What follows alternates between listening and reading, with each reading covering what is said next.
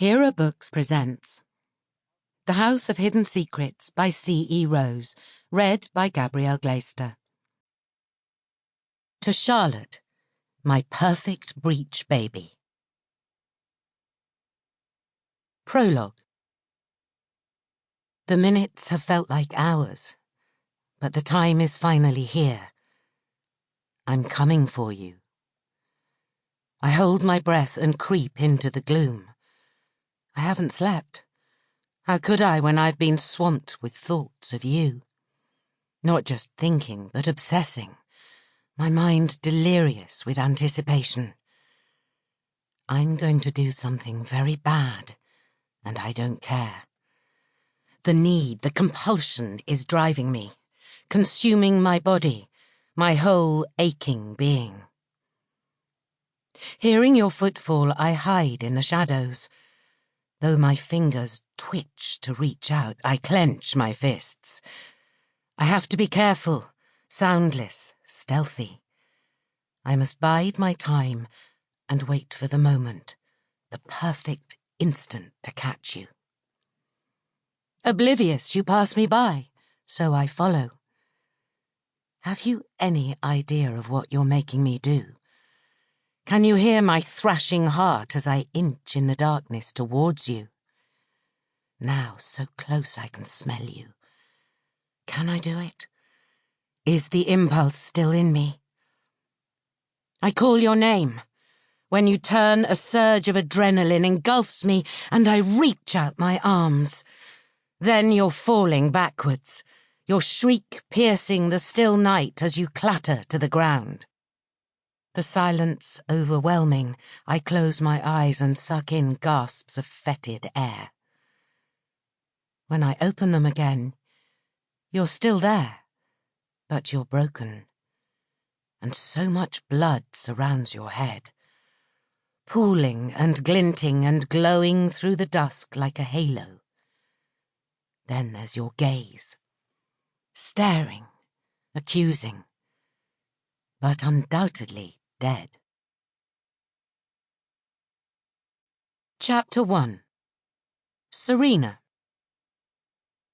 Surrounded by fields and white-tipped stone walls, the Renault falls silent at the junction.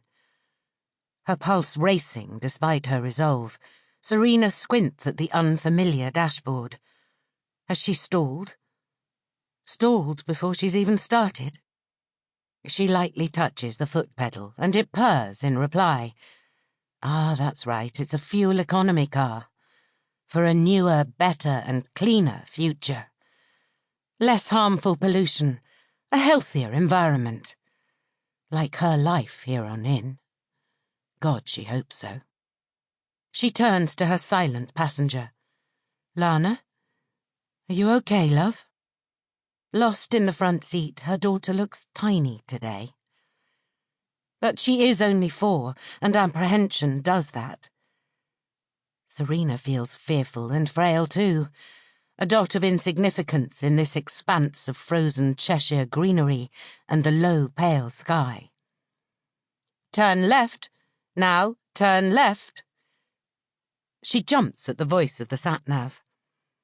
She's glad it knows the way, but there'll be no more commands.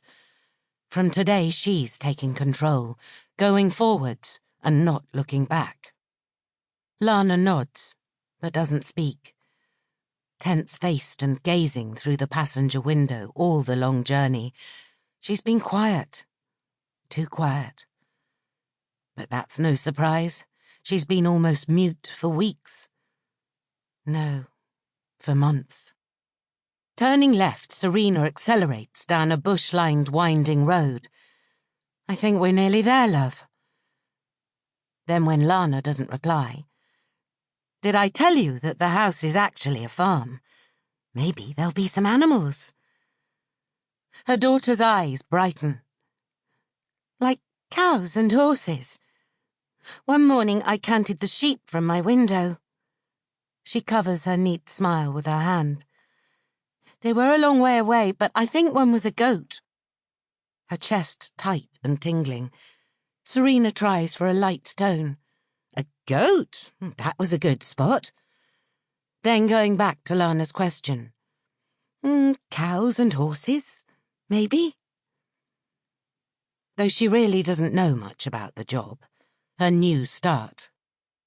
The advertisement was for a private live-in housekeeper at a Grade 2 listed farmhouse in Goostrey. A temporary placement to look after a father and son, it said.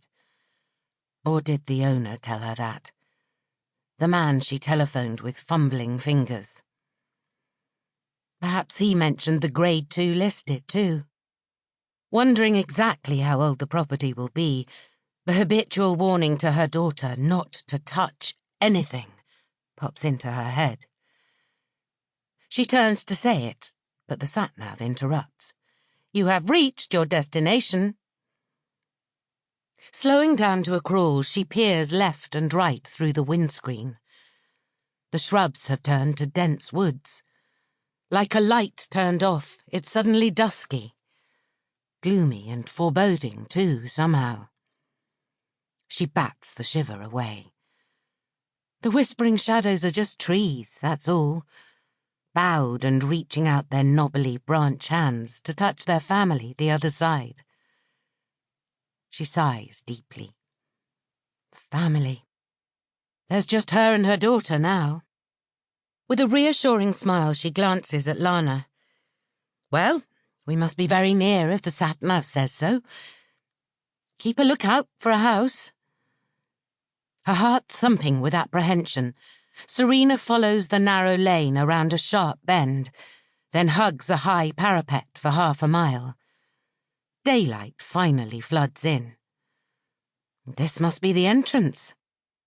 Though a stark, twisted oak looms with raised arms at one side, an incongruously modern barrier cleaves the wall and thick foliage. She peers at a weathered plaque swinging from a rusted bracket. Yes, here we are. That sign says Ramsay Hall, love. I wonder how we... She scans the pillars for a buzzer or an intercom, but the gateway smoothly slides open. Wow, Lana says. It's like magic. Isn't it just? Serena replies, steering through. As the gates bump behind her, she blows out the breath she's been holding and feels something shift deep in her belly. Relief, of course. Or could it be a spark of excitement? A glint of hope piercing the heavy, dull nerves which have rumbled since she picked up her mobile to apply for the job. Lana sits forward, her cheeks flushing pink. She points to a low building.